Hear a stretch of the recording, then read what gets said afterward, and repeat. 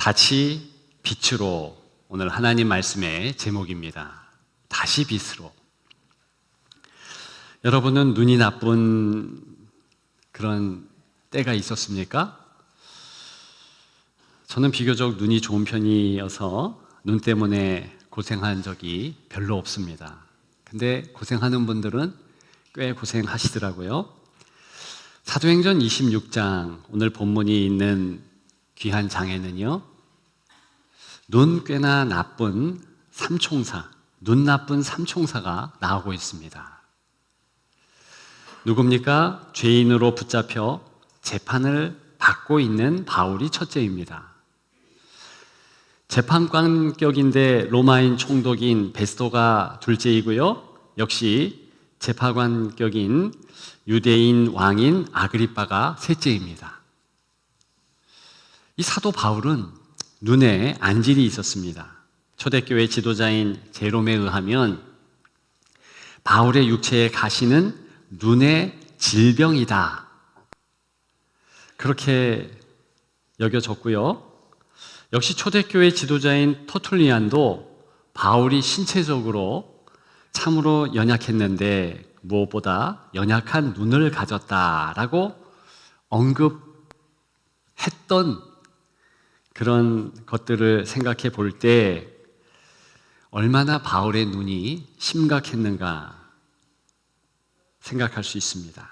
당시 안질의 증상을 통해서도 알 수 있는데요, 흐릿한 시력을 가졌다는 것이지요.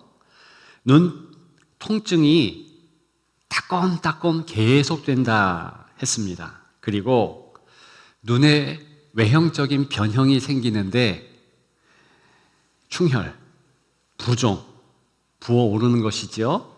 그런 것들이 있었고, 햇빛 알러지, 햇빛에 무척 민감해서 조금만 노출돼도 이제 진으로 지고 그 고름이 나오는 어려움을 당했다는 것입니다. 당연히 바울의 상태에 대하여서 베스토나 아그리빠는 죄인이지만, 재판을 받고 있지만 안쓰럽게 생각했을 것입니다. 바울처럼 두 사람은 공부를 많이 했습니다. 베스토는 본명이 포카리키우스 베스토, 이래서 로마 제국에서 파견된 행정관 중에 제일 높은 총독이었습니다. 로마 귀족 사회의 엘리트 교육을 받은 인물이었고요. 그 총독 지휘는 문법과 수사학, 방대한 법률 지식을 습득해야만 했습니다. 그리고 파송된 지역의 문화도 알아야 되고요. 행정과 재판의 최고 권한을 동시에 가졌기 때문에 지역인들을, 또 그 상류 계급의 사람들을 속속들이 알기 위해, 또 더 높은 지위에 오르기 위해 계속 공부를 많이 해야 한다는 것, 상식이었습니다. 아그리빠 왕도 그렇습니다. 유대 왕족 중에 드물게 유학해서 로마의 헬레니즘, 즉 그리스 철학, 로마의 실제 건축학, 수사학, 수학, 그런 고등교육을 많이 받았다는 것입니다. 지금으로 치자면 박사학위 몇 개나 있다는 것입니다. 유대 왕가의 일원이므로 유대의 전통 예법, 예언자들의 글, 유대교 문화, 율법 등에 대해 심도 깊은 교육을 또한 받았습니다. 이렇게 공부를 많이 한 사람들, 공직에 있는 사람들은 눈이 꼭 나쁜 것은 아니지만 눈과 시력에 관심이 많을 수밖에 없었습니다. 눈이 안 좋으면 자기 지위를 유지할 수 없었기 때문이지요.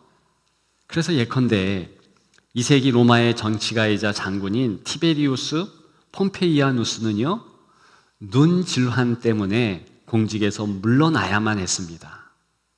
그런 눈 질환이 흔한 시대였지만 안과도 안경 등의 치유책도 없기 때문에 눈이 안 좋으면 고위 행정관이라 할지라도 공직에서 물러날 수도 있기에 당연히 그럴 수밖에 없었습니다. 두 사람은 바울이 걱정스러웠지요. 눈의 상태가 굉장히 우려스러웠습니다. 그러나 오히려 바울은 이 둘을 격하게 걱정했습니다. 바울에 의하면 이 둘의 시력은 제로이며 사실 맹인이었기 때문입니다. 물론 영적 시력이 그렇다는 것이죠. 18절입니다. 그 눈을 뜨게 하여 두 사람이 눈 감고 있다.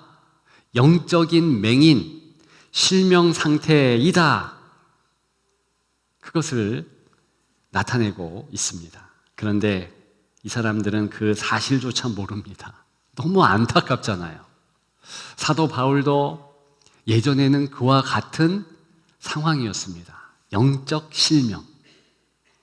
지금은 복명되었지만 얼마나 심각했는지 본인이 지금 생각해 보니 알겠다는 것입니다. 심지어는 본문을 통해서 이렇게까지도 강조합니다. 성도의 행복과 불행, 이것 또한 영적 눈뜸에 달려있다. 여러분들이 육적인 눈뿐만이 아니라 영적인 눈도 꽤나 중요하고, 아니 영적 눈이 훨씬 더 중요하다는 그 사실을 잘 알고 계십니까? 그 눈 상태에 따라서 여러분들의 행복이 달려있다. 이 땅을 살아가면서 가장 기쁨의 여생을 그 영적 눈이 띄어지면 살 수 있다. 이런 사실들을 알고 또 그것에 대해서 깊게 감탄하며 살고 계십니까? 많이 그렇지는 않은 것 같아요. 오늘 통하여서 그런 것들을 좀 생각해 봤으면 좋겠습니다. 본문에서 나눌 메시지 몇 가지가 있습니다. 그 첫째는 구원은 눈 뜨는 것이라는 사실입니다.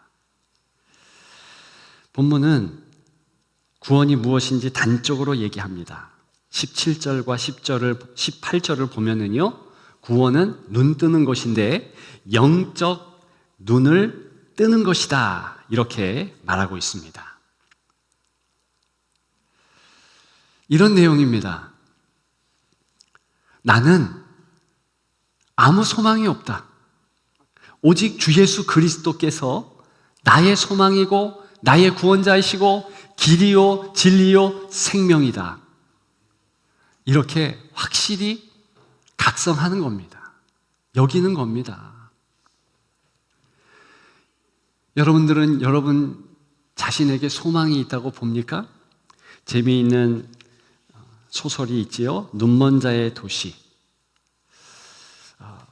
그 소설 노벨 문학상 작가 주제 사라마구가 쓴 그 소설에서 어느 날 갑자기 모든 사람들이 시력을 잃습니다. 그들은 현실을 보지 못하고 자신의 이기심, 추악함, 죄성, 남을 향한 그 지독한 증오, 이런 것 때문에 무너지게 됩니다. 다 형편없는 그런 사회가 되더라는 것이지요. 그러면서 작가는 그 소설을 통해서 사람의 문제는 시력을 잃는 게 아니라 사람 전체가 이미 보지 않으려 하고 있었다는 그 사실, 그것이 안타깝고 폭로하고픈 사실이라는 것입니다. 저와 여러분들이 내 안에 죄성이 있구나, 남을 향한 증오심이 있구나, 아무 존중받을 만한 그런 생각 자체가 없구나, 이런 사실을 스스로 알고 예수 그리스도의 은혜가 필요하다, 예수 그리스도의 도움이 필요하다, 그것을 갈구해야 하는데 그렇게 하지 않는다는 것입니다. 실제로 어느 때는요, 세상에 예수 그리스도를 증거하는 기적, 증언, 이런 것들이 전혀 필요 없다고 느껴집니다. 왜요? 그 마음에 울림이 없을 때, 그 마음에 전혀 예수 그리스도를 향한 그 사랑의 탄식, 나 주님이 필요해요. 함께 하셔야 돼요. 이와 같은 말을 유도하지 않을 때 그런 것이죠. 저는 예수님 근처에 있었던 불쌍한 사람들을 잘 알고 있습니다. 여러분들도 아실 터인데요, 오병이요. 그 기적을 생각해 보십시다. 장정만 5,000명입니다. 얼마나 많은 사람들이 운집했습니까? 보리떡 5개, 물고기 2마리로 많은 사람들이 먹을 수 있었습니다. 다 감탄했죠. 대단하다. 그런데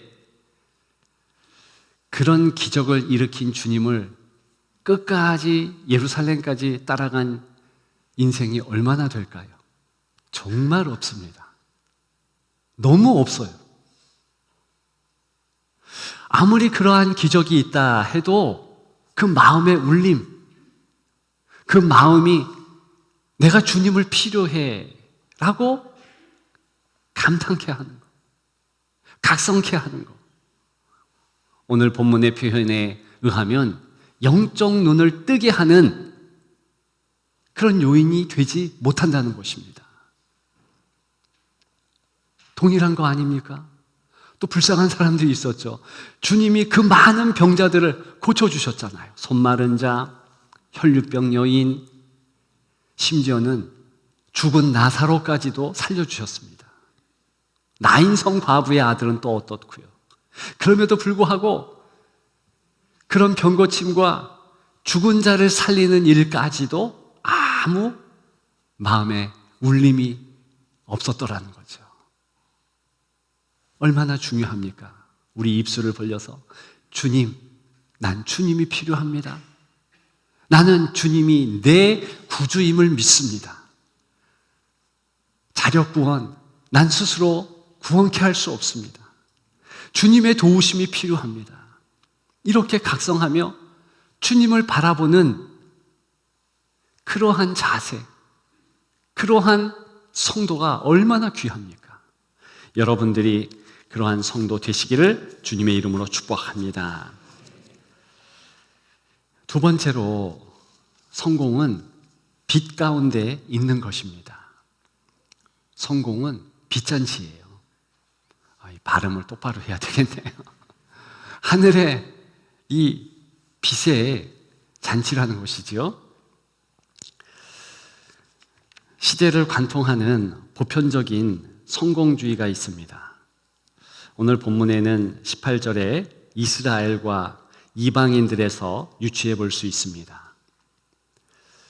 한마디로 말씀을 드리면 이 이스라엘과 이방인, 이 이스라엘은 말 그대로 유대교, 전통, 그에 따른 인정, 그렇게 말할 수 있습니다.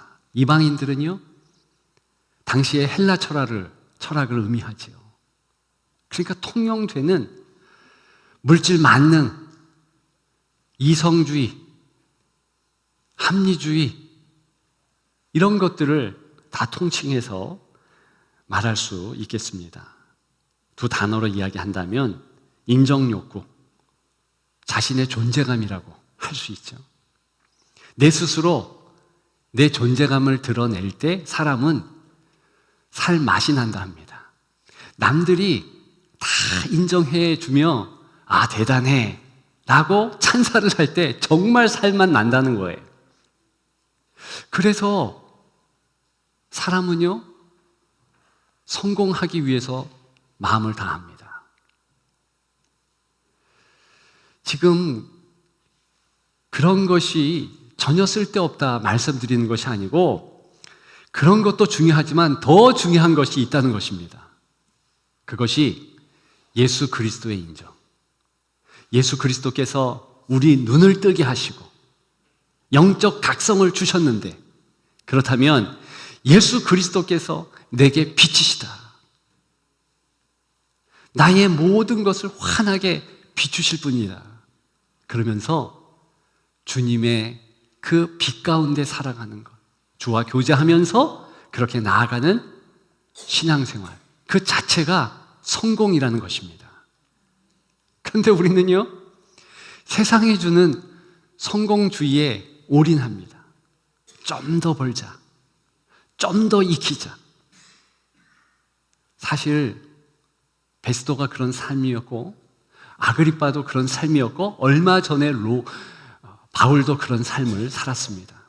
그런데요, 주님이 먼저 사도 바울을 만나서 14절에 보니까 뭐라고 하셨냐 하면 너의 삶이, 너의 모습이 마치 소가 가시채 뒷걸음 치듯 한다. 헬라 문화를 아는 당시 사람들은 그게 어떤 내용인지 너무 잘 알았습니다. 당시에 농사를 지으는 이 소, 그 소가 자꾸만 뒷걸음을 쳤답니다. 우리나라 소는 덜 그럴 수 있는데 팔레스타인 소들은요, 중동의 소들은요, 더워서 그런지 자꾸 자기 마음대로 흔들고 무엇보다도 뒤로 가는 거예요, 뒤로.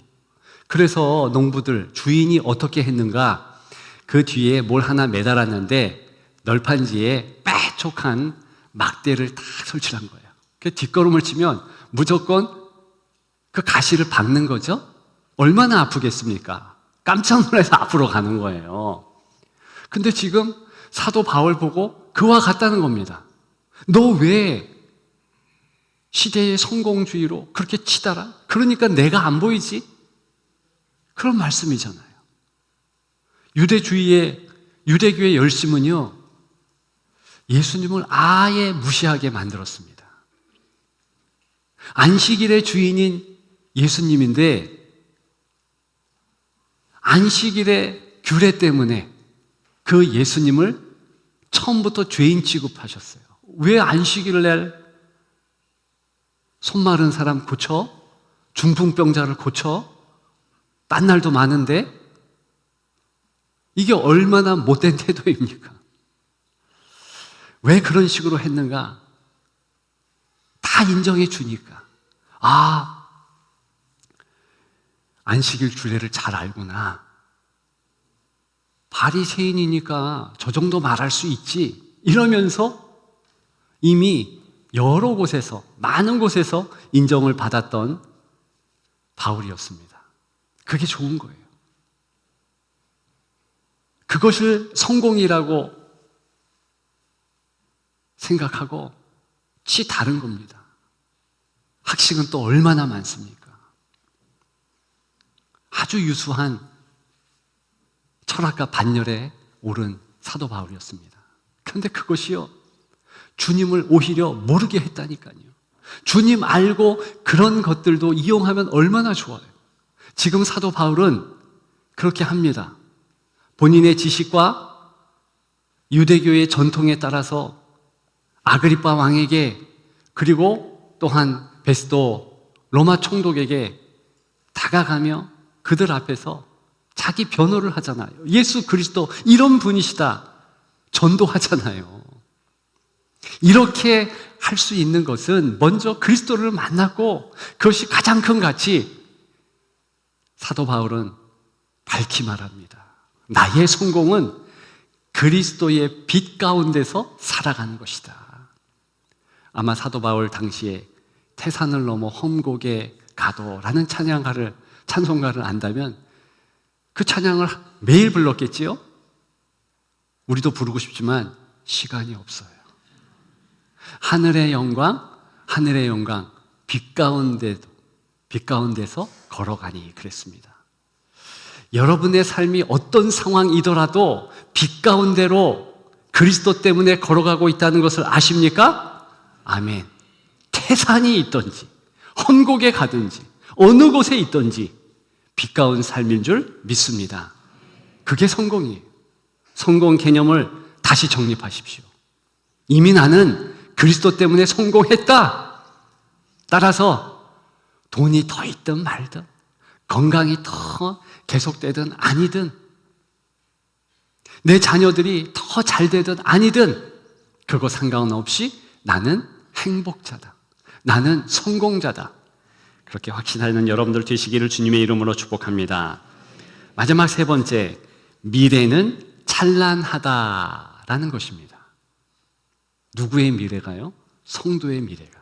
오늘 본문에 보게 되면 18절 하반절에 기업을 얻게 하리라 이런 말이 있습니다. 이 원문의 뜻은요, 이 식사 자리에 자신의 자리를 치워버리는 것이 아니라 꼭 준비한다, 그런 뜻입니다. 자, 주 예수 그리스도께서 식탁의 교제를 위하셔서 이제 때로는 조반을 만드셨지요. 그것이 부활하신 이후에 이제 요한복음 21장에 나오잖아요. 6 정도의 이제 갈릴리 어부들 식사 자리로 오라 합니다. 주님께서 손수 생선을 구우셔서 그것을 이렇게 줍니다. 근데 그때요, 주님이 어떻게 하셨는가 세밀하게 보면 충분히 먹을 양식을 준비해 주시고 어부 6명의 자리를 하나하나 마련해서 여긴 베드로 자리, 여긴 요한 자리, 여긴 야고보 자리 이렇게 하셨다는 겁니다. 이게 오늘 본문에 기업을 얻게 한다라는 원뜻입니다. 그러니까 식탁에서 내 자리를 마련해 주시고 이끌어 주신다는 뜻입니다. 이게 얼마나 귀한 모습인지 주기도문 가운데서도 우리가 그런 번세와 특권이 있다라고 가르쳐 주잖아요. 일용할 양식을 구하는 것, 일용할 양식을 주옵시고. 무슨 뜻입니까? 우리 주님은 큰 것도 다 주시지만 아주 적은 것도 세밀하게 다 주신다는 거예요. 그런 주님이신데 도대체 우리의 미래를 왜 걱정합니까? 성도 가운데 가장 큰 죄악을 짓고 사는 성도는요, 절망하는 성도입니다. 낙심하는 성도입니다. 주님은 이미 성경을 통해서 합력해서 선을 이룬다. 세상 끝날까지 내가 너희와 함께한다 약속해 주셨습니다. 그러면 무조건 성도의 끝은요, 해피엔딩이에요. 뭐 헐리우드 영화만 해피엔딩입니까? 우리의 인생도 해피엔딩이에요. 해피엔딩보다 더 좋은 것이 오늘 본문에 나와 있습니다. 햇살 엔딩이에요. 성도는 무조건 끝이 좋습니다. 끝이 좋아야 모두 좋다, 그런 말도 있잖아요. 성도의 인생입니다. 그러면 저와 여러분들은 반드시 내 끝은 좋다, 반드시 나의 장래는 하나님의 은혜가 있으므로 좋다, 이렇게 확신해야 되는 것입니다. 정말 현재의 고난은 장차 나타날 영광과 좋게 비교할 수 없습니다. 그것을 주께서 강조하고 또 강조하는데, 오늘 본문에서도 기업을 얻게 하리라 약속하셨는데 뭘 두려워하겠습니까? 뭘 걱정하겠습니까? 따라서 눈에 보이는 그런 현상과 그런 조건 때문에 낙심하지 마십시오. 절망하지 마십시오. 아무리 내 입에서 그런 절망의 말이 나오고 싶어도 샤타마우스, 입을 막고요, 죄여 한 다음에 바꾸십시오. 은혜 주실 줄 믿습니다. 감사 넘칠 줄 믿습니다. 선을 이루실 줄 믿습니다. 그러면 그렇게 주께서 정말로 역사하는 줄 믿습니다. 오늘 제목이 무엇입니까? 다시 빛으로입니다. 원래 에덴 동산은요, 빛의 동산이었습니다. 그도 그럴 것이 빛이신 성삼위 하나님께서 에덴 동산에 계셨잖아요. 그래서 빛의 동산이죠. 우리가 갈 새 하늘과 새 땅, 천국에 해가 있을까요? 달이 있을까요? 필요 없습니다. 하나님의 빛이 가득하기 때문입니다. 원래 우리는 빛의 자녀예요. 원래 우리에게는 어둠이 있지 않습니다. 그 빛을 그리스도의 빛 되심으로 다시 찾게 되었습니다. 주님과 함께 있으면 어둠은 자동 물러갑니다. 우리는 자동 빛의 자녀가 됩니다. 따라서 오늘 뭐라고 18절에 선포하고 있습니까? 어둠에서 빛으로, 사단의 권세에서 하나님께로 이렇게 말하고 있습니다. 베드로서에서 베드로는 베드로전서 2장 9절에 어둠에서 불러대어 기이한 빛에 들어갔다, 이런 표현도 하고 있습니다. 우리는 따라서 빛의 자녀로 빛의 삶을 살아가고 있는 것입니다. 기억하는 여러분들 되시기를 주님의 이름으로 축복합니다. 예수님은 오늘 우리에게 이렇게 말씀하십니다. 너를 보내노니 그들의 눈을 뜨게 하여 어둠에서 빛으로, 사단에게서 하나님께로 돌아오게 하며 죄사함과 하늘의 기업을 얻게 하라. 이 사명이 우리 사명인 줄 믿습니다.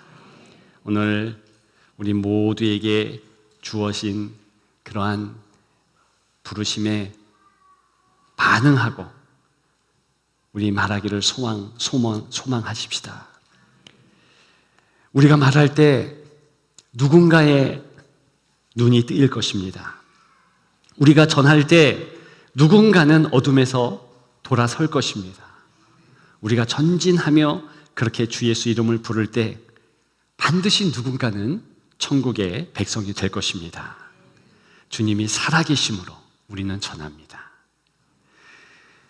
우리는 복음을 들고 어둠 속으로 걸어갈 수 있는 빛의 자녀들입니다. 기억하는 여러분들 되시기를 주님의 이름으로 축복합니다. 축복합니다.